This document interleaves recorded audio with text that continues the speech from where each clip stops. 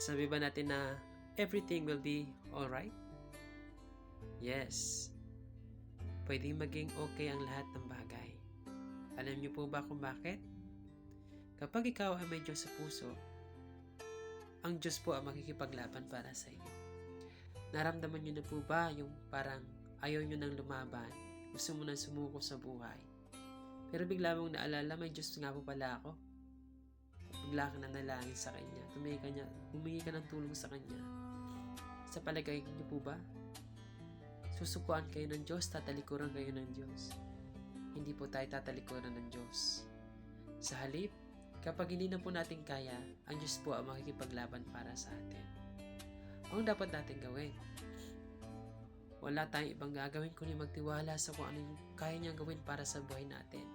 Kasi sa totoo lang, maraming beses at maraming pagkakataon na gusto natin labanan yung mga bagay na hindi man talaga natin kayang mapagtagumpayan. Na kahit ayaw mo na kahit ayaw na ng katawan mo, ayaw na ng isipan mo, pero lumalaban ka pa rin. In the end of the day, talo ka.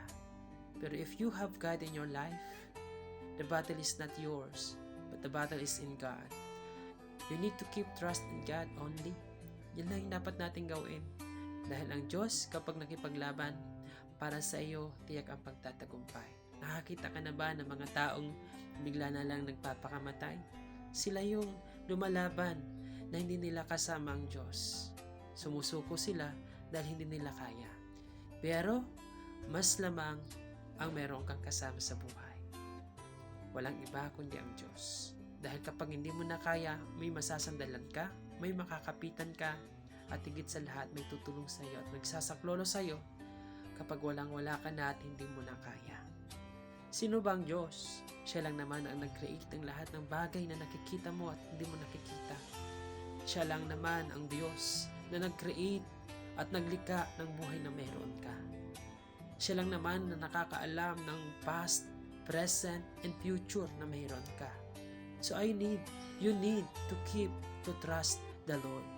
The only thing we can do is trust dahil ang Diyos ang makikipaglaban sa atin.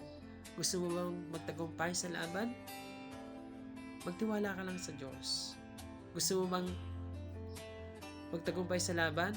Kung wala pa sa iyo ang Diyos, you need to accept na siya ang Diyos, na siya ang Panginoon na dapat mong gawin sa iyong buhay. Siya ang Panginoon tagapagligtas na dapat mong tanggapin. Ingat, mga kapatid.